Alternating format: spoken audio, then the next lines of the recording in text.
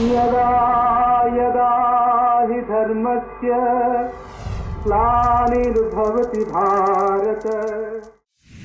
ये कहानी है विश्व के सबसे बड़े महाकाव्य की, जिसमें योग है, यथार्थ है, विवेक है, परमार्थ है, सत्य ज्ञान का दिव्य प्रकाश है, आध्यात्म का महाआकाश है। ये दर्पण है हर मन के विवाद का, दृश्य है आत्मा और परमात्मा के संवाद का, मानवता का होता है जिससे उद्धार। यही है सच्ची गीता सार, अंधकार से प्रकाश की ओर।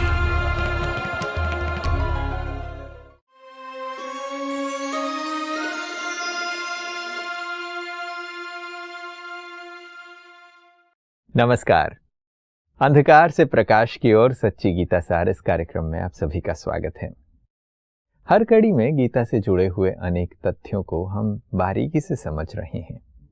गीता बहुत सारी समस्याओं के लिए समाधान देती है, मगर समाधान से बेहतर गीता हमें सही ज्ञान देती है, हमें एक बेहतर समझ देती है। गीता के सत्य सार को समझने से गीता के अंदर भी जो चीजें हम सही तरीके से नहीं समझ पाते, उसे हम बेहतर समझ पाते हैं। इस कार्यक्रम का उद्देश्य यही है कि हम एक बेहतर अंडरस्टैंडिंग क्रिएट कर सकें, एक बेहतर समझ जो परमात्मा फिर से ज्ञान सुना कर देते हैं, उसके द्वारा हासिल कर सकें। आइए गीता से जुड़े हुए कुछ और तथ्यों पर आज चर्चा करते हैं। हमारे साथ स्टूडियो में ब्रह्मा कुमार बृजमोहन भाई हैं। भाई साहब, आपका स्वागत है। ओम शांति। आज विश्व में जो समस्याएं हम देखते हैं, उनमें से एक बहुत बड़ी समस्या जनसंख्या की है। मुझे आज भी याद है जब मैं स्कूल में पढ़ता था और हमारे टीचर ने, सोशल साइंस के टीचर ने, ये कहा कि हम जनसंख्या विस्फोट के युग में जी रहे हैं, पॉपुलेशन एक्सप्लोजन हो रहा है। तो मैं ये सोचता था कि ठीक है, अगर जनसंख्या विस्फोट हो रहा है तो हम इसे रोकते क्यों नहीं हम रोक पाते। तो हमारे सोशल साइंस टीचर ने बात कही थी कि जितना तुम आसान समझते हो ये उतना है नहीं। और मैं ये कह रहा था कि बस बच्चे ही तो नहीं पैदा करने हैं, बस आप एक एंटायर जनरेशन को बोल दो कि नहीं, आप बच्चे पैदा नहीं कर सकते, तो समस्या का समाधान हो जाएगा। तो आज हम जितनी समस्याओं को देखते हैं, भूखमरी है, आज वर्ल्ड में पॉवर्टी बहुत ज़्यादा है, पानी की समस्याएं हैं, रिसोर्स क्रंचेस हैं, अनएम्प्लॉयमेंट है, वॉर्स हैं, बहुत सारी चीज़ों को जो हम देखते हैं, क्लाइमेट चेंज है, वो सब कुछ हम पॉपुलेशन से जोड़ कर देखते हैं कि अगर पॉपुलेशन को रोक दिया जाए तो फिर बाकी सब कुछ ठीक हो सकता है। तो ऐसे में पॉपुलेशन इतनी बड़ी समस्या है, तो इस पर क्यों चिंतन करने के बावजूद भी हम एक कॉन्क्रीट सॉल्यूशन पे नहीं आ पाते। इसको अगर आप पहले आध्यात्मिक दृष्टिकोण से देखें तो कितनी एक कमजोरी की बात है कि सब कहते हैं कि परमात्मा की जितनी भी रचना है उनमें सब श्रेष्ठ मानव है। भगवान ने मानव को अपनी छवि में रचा है, और हम समझ भी सकते हैं अन्य जितने भी प्राणी हैं उनमें मानव एक भिन्न प्रकार का ही प्राणी है। और आज ये नौबत आ जाए, सर्वश्रेष्ठ प्राणियों की संख्या बढ़ना तो खुशखबरी होनी चाहिए। बिल्कुल। किसी के घर में हीरे जवाहरात बढ़े तो खुशखबरी होनी चाहिए। वही समस्या बन जाए तो कितनी लाचारी की बात है कि आज सारे विश्व में यूनाइटेड नेशन से लेकर एक खास डिपार्टमेंट है, खास हर देश में, जैसे और डिपार्टमेंट हैं, हेल्थ डिपार्टमेंट है, तो वो क्या, उसका काम क्या है कि यही सोचता रहे, यही प्लानिंग करता रहे, योजनाएं बनाता रहे कि मनुष्यों की जनसंख्या कैसे घटे। कैसी विडंबना है। शेरों की जनसंख्या को बढ़ाने के लिए गवर्नमेंट फंड्स रख रही है बजट में, और मनुष्यों की जनसंख्या जो सर्वश्रेष्ठ प्राणी है, जो सृष्टि का सिरताज है, उसकी जनसंख्या बढ़ाने की कोशिश की जा रही है। पहले तो इस बात पर विचार करना चाहिए। दूसरी बात यह है कि जो भी प्रयत्न किए जा रहे हैं उनमें जो गीता का एक मुख्य ज्ञान है, प्रथम ज्ञान है, वो मिसिंग है। गीता ने हमको बताया है, जिसको हम कहते हैं जीवात्मा, मनुष्य जिसको कहते हैं, उसके दो कॉन्स्टिट्यूएंट हैं, एक है शरीर और एक है आत्मा। अब देखने की आत्मा के लिए कहा गया है कि आत्मा अजर अमर अविनाशी है, शाश्वत है, अर्थात उन आत्मा की गिनती टोटल ना घट सकती है ना बढ़ सकती। अब इस ज्ञान के लुप्त होने के कारण किसी ने गीता को हाथ में लेते हैं, गीता की परिक्रमा कराते हैं, गीता पाठ रखते हैं, गीता को श्रेष्ठ माना गया है। एक मिनिस्टर ने कहा था गीता को नेशनल स्क्रिप्चर डिक्लेयर कर दो, आदि आदि दुनिया भी मानती है। लेकिन गीता का जो फर्स्ट लेसन था, जिसके कारण से जनसंख्या की सारी पॉलिसी ही फेल नज़र आती है, वो ये था कि तुम आत्मा हो। अर्थात सृष्टि पर जो जनसंख्या बढ़ती है वो शरीरों के कारण नहीं बढ़ती है, आत्माओं के कारण बढ़ती है। अब आप सोचिए कि लोग ये समझते हैं नॉर्मली, जैसे आप कह रहे थे कि बस बच्चे कम पैदा हो जाएंगे, आबादी घट जाएगी। बच्चे पैदा होने से जो एक शरीर हैं उनसे आबादी घटती बढ़ती है, या बच्चों के अंदर जो आत्माएं आती हैं उनके कारण से आबादी बढ़ती घटती है। तो जब तक आत्माएं कहाँ से आती हैं, उनका कर्म क्या है, इसको कोई नहीं समझेगा, तो आपके ख्याल में जनसंख्या वृद्धि के जितने कमी के जितने भी उपाय हैं क्या सफल हो सकते हैं? नहीं। अच्छा, अब होता क्या है कि जैसे कहा जाता है ये कर्म क्षेत्र है, इस दुनिया में जो भी कर्म करता है उसको फल मिलता है। तो प्राय तौर पे जो एजुकेटेड लोग हैं, समझदार लोग हैं, जो अपनी इकोनॉमी को बेटर करना चाहते हैं, वो सेल्फ कंट्रोल से संतान उत्पन्न नहीं करते, अर्थात आत्माओं को अपने घर में नहीं आने देते। वो कौन से लोग हैं? और जिनको इस बात का पता ही नहीं कि जनसंख्या की वृद्धि क्या होती है, और जो नए आने वाले बच्चों को एक एसेट मानते हैं, जैसे मजदूर लोग हैं। अब मजदूर लोग समझते हमारे 4-5 जितने बच्चे होंगे थोड़ी देर बाद वो कमाना शुरू कर देंगे। तो इस एंगल से वो तो कभी जनसंख्या कंट्रोल नहीं करते। तो जो उपाय कर रहे हैं उससे क्या हो रहा है कि इंटेलेक्चुअल्स की, समझदार लोगों की संख्या घट रही है, क्योंकि कर्म फिलॉसफी के मुताबिक जो करेगा सो। लेकिन ऐसा नहीं कि टोटल दुनिया की जनसंख्या घट रही है। और एग्जांपल ले लें, किसी वृक्ष की आप एक पूरी डाली काट दें बहुत मोटी, तो उसमें तो पत्ते नहीं उगेंगे, लेकिन जो बाकी डालियां हैं उसमें उग जाएंगे, पत्तों के तो उगना ही है। तो उस हिसाब से भी गलत बैठता है। तो अगर गीता के ज्ञान के हिसाब से देखा जाए तो जनसंख्या वृद्धि के जितने भी उपाय किए जा रहे हैं वो निरर्थक है।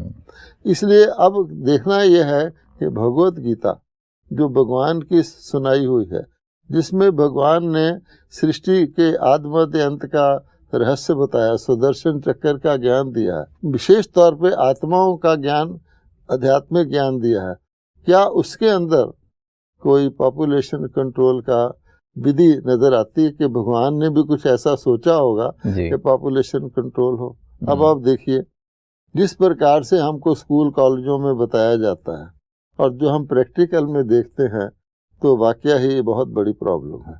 इस प्रॉब्लम पर अन्य प्रॉब्लम आधारित हैं। बिल्कुल, चाहे आप इकोनॉमी को ले लें, चाहे आप एजुकेशन को ले लें, हाइजीन को ले लें, एनवायरनमेंट को ले लें, आखिर बोझ पड़ता है सारे एनवायरनमेंट पर।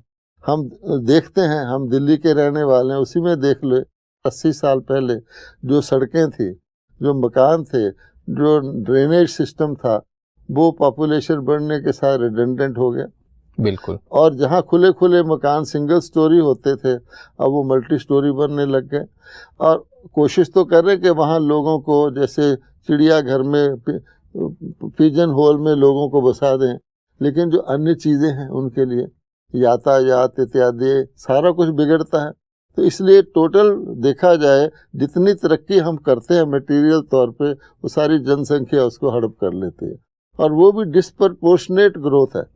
ऐसा नहीं कि सब जगह बराबर की ग्रोथ है, जहाँ होनी चाहिए वहाँ नहीं है, जहाँ नहीं होनी चाहिए वहाँ है। तो प्रॉब्लम बहुत कॉम्प्लिकेटेड है। इसलिए भगवत गीता इसका उपाय बताती है, और लोगों को तो आश्चर्य लगेगा, लेकिन गीता सत्यसार का भाव ही ये है कि जब सब कहते हैं कि गीता में हर चीज़ का इलाज है, तो क्या गीता में जो मोस्ट सीरियस प्रॉब्लम है, उसका इलाज नहीं होगा अगर कोई खोज करे तो। बिल्कुल, इसमें हो सकता है। जैसे आपने कहा कि ये बेसिक अंडरस्टैंडिंग गीता देती है कि आत्माएं, मनुष्य आत्माएं आती हैं और उनकी वजह से पॉपुलेशन बढ़ता है, और सृष्टि में जैसे हम देखते आए हैं वर्ल्ड का पॉपुलेशन ग्राफ, तो पूरे विश्व में ये ग्राफ बढ़ता जा रहा है, धीरे धीरे बढ़ता गया है। इससे पता चलता है कि आत्माओं की संख्या बढ़ती जा रही है, तो ये आत्माएं आ रही हैं। तो अब प्रश्न उठता है, आत्माएं आ कहाँ से रही हैं? अगर आ रही हैं तो कब तक आती रहेंगी? और ये भी बात है कि हम जिस ग्राफ में आज देख रहे हैं, तो हमारा पॉपुलेशन ऑलरेडी एक्सपोनेंशियली ग्रो कर रहा है, और इसके हिसाब से ये भी प्रश्न उठता है कि अगर, जैसे कि हम शास्त्रों में लिखी हुई बात को अगर मान लें कि कलयुग को अभी 40,000 वर्ष पड़े हैं, तो ऑलरेडी हम वाटर क्राइसिस, फूड क्राइसिस के ज़माने में जी रहे हैं, तो 40,000 वर्ष में ये पॉपुलेशन कितना बढ़ जाएगा? इसलिए गीता के अंदर भी वो बात क्लियर ना होने के कारण जो बात है वो वर्ष कंफाउंडेड हो गई, प्रॉब्लम बढ़ रही है। सचमुच अगर आज लोग देखते हैं, वो कहते हैं कि कब्रिस्तान में मुर्दा को जलाने के लिए लाइन लगती है, बच्चे को स्कूल में एडमिशन कराने के लिए उसकी बर्थ से पहले ही कोशिश की जाती है कि मेरे बच्चा होगा उसको आप एडमिट कर लीजिए, पैसा दिया जाता है, हर जगह आप देखते हैं। और ये बताया जाता है अगर इसी रेट पर पॉपुलेशन बढ़ती रही तो एक दिन ऐसा आ सकता है कि व्यक्ति को खड़े होने की जगह भी ना, फिर क्या होगा? फिर इसका कॉन्सिक्वेंस क्या है? अन्य प्लैनेट्स में जगह ढूंढते हैं। अभी भी लेटेस्ट न्यूज़ है कि कमर्शियल वाहन के द्वारा 4 व्यक्तियों को स्पेस में ले जाया जा रहा है कमर्शियल तौर पर। वो सोचते हैं कि किसी और ग्रह पर ही चलो आबादी को शिफ्ट कर देंगे, या स्पेस में भी स्टेशन बनाए जाते हैं। हमने देखा नासा वाले बच्चों से इस प्रकार के एक्सपेरिमेंट भी करवाते हैं। तो आप सोचिए कि ये हालत है कि दुनिया की प्रॉब्लम को समझते नहीं और कहीं दूर जा कर के वहाँ बसने की और वहाँ शांति की लोग इच्छा रखते हैं। तो इसलिए बहुत इम्पोर्टेंट है कि जो भगवत गीता, जिसमें भगवान ने जैसे कहा जाता ना सारा मास्टर प्लान दे दिया है कि खराबी को कैसे दूर किया जाए और अच्छाई को कैसे लाया जाए। भगवान ने एक एग्जाम्पल दिया हुआ गीता में पीपल के वृक्ष का, कि अगर अच्छी तरह से समझना हो, क्योंकि एब्स्ट्रैक्ट में बात करने से समझ में नहीं आता, तो भगवान ने कहा कि सृष्टि एक पीपल के वृक्ष की तरह है, इसकी शाखाएं फैली हुई हैं और मैं इसका बीज हूँ। अच्छा, ये उसका फिजिकल प्रेजेंटेशन है। और इसमें आके जो बसते हैं, जो एक एक पत्ता निकलता है, एक एक फूल निकलता है, फल निकलता है, वो आत्मा ही उसके अंदर होती है चेतन में। और इसका दूसरा प्रमाण है कि श्री कृष्ण को पीपल के पत्ते पर सागर में दिखाते हैं। अब प्रश्न ये पैदा होता है, पीपल का पेड़ खूब ग्रो करता है, और अगर कोई देखे कि एक दिन ऐसा आएगा ये पेड़ तो फैल फैल कर सारे हिंदुस्तान के ऊपर छा जाएगा, लोगों को रहने की जगह नहीं मिलेगी, क्या ऐसा होता है? क्योंकि उसके अंदर एक डीएनए होता है, उस डीएनए के अनुसार उसका ग्रोथ होता है, और जहाँ तक होना है वहाँ तक होना ही है, उसके बाद एक पत्ता भी नहीं निकल सकता। तो ये एक नियम है, इसको अगर हम समझेंगे तो पहले तो हमको ये तसल्ली होगी। ऐसा नहीं है कि दुनिया की पॉपुलेशन इस प्रकार से इसी स्पीड से ग्रो होती रहेगी और 40,000 वर्ष जो गलती से लिख दिए हैं उसमें तो दुनिया का क्या हाल हो जाएगा, ऐसा नहीं है। तो भगवान कहते हैं कि जैसे एक बॉटेनिकल ट्री के अंदर उसका डीएनए होता है, बहुत फैलने वाला वृक्ष भी हो, आखिर उसकी एक लिमिट होती है, उसके बियॉन्ड वो नहीं फैलता। तेजी से भी बढ़ रहा हो और कोई ये सोचने लग जाए इसी तरह बढ़ता रहेगा, तब प्रॉब्लम आती है। तो ना तो उसको समय का ज्ञान है, ना उसको स्थान का ज्ञान है, ना सृष्टि नाटक का ज्ञान है। मान लीजिए किसी नाटक के अंदर बहुत सारे एक्टरों की आवश्यकता है, स्टेज तो लिमिटेड है और उसमें 1000 एक्टर आ जाते हैं, कोई फौज वगैरह है, और वो सोचते हैं और आते जाएंगे नहीं तो भाग जाओ, तो लोग समझेंगे ये तो हमारे ऑडियंस में भी आ जाएंगे। ऐसा होता नहीं। इसी प्रकार से भगवान कहते हैं जब आत्माओं का नंबर लिमिटेड है और वो आत्माओं की जो स्टेज है, आत्मा को जो पाठ करने का स्थान है, ये धरती है, साकार लोक है। जैसे कोई भी प्रकार के बीज होते हैं, हर बीजों का आप देखेंगे सीजन भी होता है, एरिया भी होता है। चाय जो है पहाड़ी पर उगती है, चावल पानी के अंदर उगता है, और उनके सीजन भी होते हैं, बिल्कुल कई होता है। ऑल सीजन भी होते हैं। आप हैरान होंगे कि सड़क के किनारे पेड़ खड़ा है, आम का पेड़ खड़ा है, सारा साल खड़ा रहेगा, लेकिन जब आम का सीजन आएगा आप देखिए उसमें स्फूर्ति पैदा होगी, आम भी निकल आएंगे, फिर भर जाएगा, फिर खत्म हो जाएंगे। तो अगर ये नेचर सिखाती है हमें कि सृष्टि नाटक कैसे बना हुआ। इसी प्रकार से आप सोचें तो भगवान कहते हैं कि आत्माओं का ये स्टेज है, तो ये स्टेज उसी हिसाब से बनाया गया है कुदरत के द्वारा, जहाँ जहाँ आत्माएं पाठ कर सकें।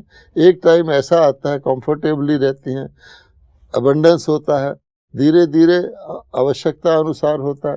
फिर एक टाइम ऐसा भी आ जाता है जबकि पेड़ के सूखने का टाइम होता है, कंप्लीट होता, बहुत सारे ही पत्ते उसमें आ जाते हैं। अगर कोई ये समझ जाए कि गीता के भगवान के अवतरण का समय आ चुका है, इस सृष्टि नाटक के कंप्लीशन का टाइम आ चुका है, उन्हीं आसारों से जिसके आधार पर हम भय पैदा कर रहे हैं, वो आसार क्या बताते हैं, ये अब कंप्लीट हो रहा है और इससे बियॉन्ड चल भी नहीं सकता है।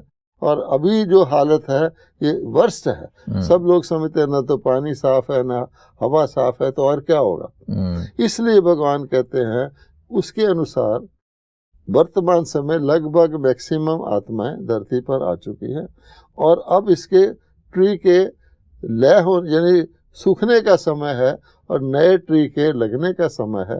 अगर गीता के भगवान के महावाक्यों को देखें, इसको मैं गीता में कई जगह लिखा हुआ, इसको मैं लय कर लेता हूँ। लय कब करेंगे, बीच में तो नहीं करेंगे, कोई सिस्टम होगा एंड में ही करेंगे, और उसके बाद क्या करता हूँ, मैं नया शुरू कर देता हूँ। फर्क सिर्फ इतना है, वो समझते हैं कट्ठे के कट्ठे लय तो करता है, शायद शुरू भी कट्ठे के कट्ठे सबको भेज देता है, क्योंकि उन्होंने ये नहीं बताया कि नाटक जो होता है एंड तक सारे एक्टर आ जाते हैं, लेकिन शुरू में तो फर्स्ट रोल वाले आते हैं। ये बात तो कितनी खूबसूरत सी बात है। जब हम इसे एनोलॉजी के रूप में भी समझते हैं तो पता चलता है कि शुरुआत में सृष्टि की आबादी कम थी और धीरे धीरे बढ़ती आई है। तो आज भी जब हम पॉपुलेशन का टाइमलाइन देखते हैं तो शुरुआत में आज से 100 साल, 150 साल, 200 साल पहले भी देखते हैं तो सृष्टि की आबादी कम थी और धीरे धीरे बढ़ती आई है। तो एक समय ऐसा रहा होगा जब आबादी कम थी, और जैसे आपने वृक्ष का उदाहरण दिया, अंत के समय पर सारे पत्ते निकल आएंगे। अब ये जो समस्या, जो पॉपुलेशन की बात हम कर रहे हैं, इसे एक स्पिरिचुअल पर्सपेक्टिव से देखने से ऐसा लगता है कि चलो अच्छा, इसका एक सोल्यूशन भी है। तो गीता और महाभारत में हम क्या सॉल्यूशंस देखते हैं कि क्या इस समस्या का समाधान के रूप में क्या बताया जाता है? देखिए, पहली बात होती है आसार। Coming events cast their shadow before. अगर आप वृक्ष को भी देखते हैं तो वृक्ष में सबसे ज्यादा शक्तिशाली जो दिखने वाली वो उसका तना होता है, ट्रंक होता है। उसके बाद आगे चलें, जब फैलता है तो ब्रांचेस होती हैं। तो ब्रांचेस तने जितनी मोटी कभी नहीं होंगी, लेकिन काफ़ी मोटी होती हैं। और आगे चलें तो फिर क्या, सब ब्रांचेस निकलते हैं, फाइनली ट्विग्स निकलते हैं। तो जब वृक्ष फैल जाता है तो ट्विग्स जो होते हैं उसके निकलने से पता लगता है कि अब इसमें आगे कुछ निकलने की आवश्यकता नहीं है। अच्छा, आप देखिए कि सृष्टि के नाटक में बड़े बड़े धर्म आए, 4-5 धर्म जिनके हम नाम ले सकते हैं। उसके बाद कोई बड़ा धर्म क्यों नहीं आया? अच्छा, आज क्या स्थिति है कि आज आप पूरी किताब छाप सकते हैं धर्म, मठ, पंथ इत्यादि इत्यादि। इससे क्या जाहिर होता है कि अब कोई बड़ा धर्म आने वाला नहीं है, और जो आ चुके हैं इस लिमिट तक आ चुके हैं, इसके बाद तो कुछ हो ही नहीं सकता। आप उनकी लिस्ट बना के नोट करें, हैं? जैसे हम पॉलिटिक्स में कहते हैं कि अभी पहले तो महाराजा महारानी थे, वजीर भी नहीं था, आज मंत्रियों, उपमंत्रियों, एडवाइस, इतनी लिस्ट है कि लिस्ट देख के देखना पड़ता है कि उस विभाग का मंत्री कौन है। तो फैल गया ना। तो इसी प्रकार से फैलावट के बाद ही कहा जाता है अति के बाद इति होती है, और इति का टाइम दिखाई दे रहा है। एक तो ये बात हो गई आध्यात्मिक तौर पर। अब क्वेश्चन ये है कि इसको कैसे रिपीट होना है, वो भी भगवत गीता में बताया गया है कि देखो, जब अंत आता है तो परमात्मा क्या करते हैं, आत्माओं के निवास स्थान है जिसको परलोक कहा गया है, जहाँ से आत्माएं आती हैं। तो पहली बात उनके वापस जाने का टाइम है। अब वो वापस सारी आत्माएं कैसे जाएंगी? कर्मों की गति के अनुसार तो नंबरवार शरीर लेती हैं, छोड़ती हैं अपने अपने समय पर। उसके लिए महाभारत है। तो महाभारत का अर्थ क्या है? एक ऐसा युद्ध जो लास्ट वार है, जिससे पहले इस तरह का वार नहीं हुआ, और एक पर्पसफुल वार है। अन्य युद्ध में कोई योद्धा शरीर छोड़ता हुआ जन्म ले लेता है, लेकिन अब क्योंकि वापस जाने का टाइम है, उस समय पर इस प्रकार का एक विनाशकारी युद्ध होता है जिसमें आत्माएं एन मास टोटल तौर पे शरीरों से मुक्त हो जाती है, लगभग सारी की सारी मुक्त हो जाती है, और फिर वो आत्माएं निकल करके परम धाम में जाती है। इससे पता लगता है मुक्त होने का, लिबरेट होने का, शरीरों से पाठ को समाप्त होने का एक खास समय है, और वो अंत का समय है, और ये कार्य भगवान ही करवाते हैं। एक तरफ महाभारत हो गया, दूसरी तरफ आगे भी दुनिया चलनी है, क्योंकि आत्माओं का लोक ही ये है जहाँ उनको शरीर धारण करने हैं। बहुत ही निकृष्ट, जिसको कह रहे थे तमोगुणी ढंग से दुनिया चल रही है। कलयुग में तमोगुण होता है, फिर सतोगुण से शुरू होनी है, तो नया पौधा तो और ही तरह का होता है, उसमें फैलने की, उसमें फल फूल सब निकलेगा। तो भगवान कहते उसके लिए भी मैं गीता सुनाकर तैयारी करता हूँ। विनाश के लिए तो ज्ञान की आवश्यकता नहीं है, वो तो उसका प्लान है, लेकिन आगे के लिए उन्हीं आत्माओं को, जैसे ग्राफ्टिंग करते हैं ना, किसी खट्टे पेड़ में कलम लगा देते हैं मीठे की, तो वो उगना बंद हो जाता है और वो उग जाता है। उस प्रकार से भगवान विश्व परिवर्तन कराते हैं। तो लोग जो कहते हैं रचना कर दी, समथिंग आउट ऑफ नथिंग नहीं है, वो कह रहे हैं कि मैं पतितों को पावन बनाता हूँ। कलयुगी लोगों को ही ज्ञान दे करके जितने सुने उनको मैं नई दुनिया के लिए तैयार करता हूँ। वो आत्माएं भी क्योंकि परम धाम के निवासी हैं, वहाँ जा कर के फिर फौरन सतयुग में आ जाती हैं, जिसको हम कहते हैं स्वर्गवास। तो ये प्रोसेस है जो वर्तमान समय चल भी रहा है। अगर किसी की समझ में ये बात आ जाए तो बहुत लकी आत्मा है, क्योंकि भगवान कहते थे थोड़ी सी आत्माएं, वो भी विशेष तौर पे भारत की आत्माएं, जिसके लिए मैंने स्मृति चिन्ह छोड़े हुए हैं। कि भगवत गीता भी है, भगवान का अवतार भी बताया हुआ है, शिवरात्रि भी बताई हुई है, महाभारत का जिक्र भी किया। वो कोइंसाइड कर रहे हैं वर्तमान समय, जो चिन्ह बता रहे हैं, तो ये भय भी दूर हो जाएगा और व्यक्ति निश्चिंत हो जाएगा। ऐसी कोई बात नहीं है। और इस खराब दुनिया में सब लोग आजकल कह रहे हैं कि हम नाम मात्र जी रहे हैं, घसीट रहे हैं, we are just carrying on. कोई चार्म नहीं है लाइफ के अंदर। बड़े से बड़ा व्यक्ति भी चिंतित है, बड़ा देश भी चिंतित है। रात को सोचते हैं पता नहीं सुबह होगी कि नहीं होगी। जब ऐसी हालत हो तो अंत की निशानी तो है ही। तो ये देखने से पता चलता है कि ये जो बहुत बड़ी समस्या है पॉपुलेशन का, वो एक बहुत बड़े प्लान का हिस्सा है। जैसे आपने कहा, जैसे एक वृक्ष का डीएनए है तो एक उसकी आयु है, सीमा है, तो उस प्लान के अनुसार वो बढ़ रहा है। और ऐसे ही ये सृष्टि रूपी वृक्ष भी है जो एक प्लान के साथ है, और इसके बाद जैसे इसका समय पूरा होगा फिर से एक नए वृक्ष की स्थापना होगी और परमात्मा इसी परिवर्तन का काम को करवाएंगे। इस परिवर्तन के काम के लिए परमात्मा निमित्त बनते हैं और इससे ये सारी कारोबार होती है। तो इससे समझने से एक सुकून मिलता है कि हाँ, इस समस्या के लिए भी एक सोल्यूशन है, there is a divine plan in place. तो हम ज़्यादा इस पर सोचें या बहुत ज़्यादा चिंतन करने से हम ज़्यादा प्रॉब्लम फोकस्ड होते हैं बट सॉल्यूशन फोकस नहीं हो पाते। क्योंकि जो रोल परमात्मा का है वो हमें नहीं लेना चाहिए। हम क्या करते हैं कि अपना रोल तो प्रॉपरली एक्टर निभा नहीं सकता, और हम सोचने लग जाते हैं कि भगवान को दुनिया कैसे चलाता होगा, हम वैसे चलाएं। वो जब उसने सिखाया था हमें, कहा जाता है भगवान ने अपनी छवि में मनुष्य को रचा, वो रचे हुए मनुष्य हम आज नहीं हैं, क्योंकि धर्म ग्लानि हो गई है। सारे भगवान ने जो भी मूल्य सिखाए थे उसके ऑपोजिट है। पहली बात तो हिंसा का ही है।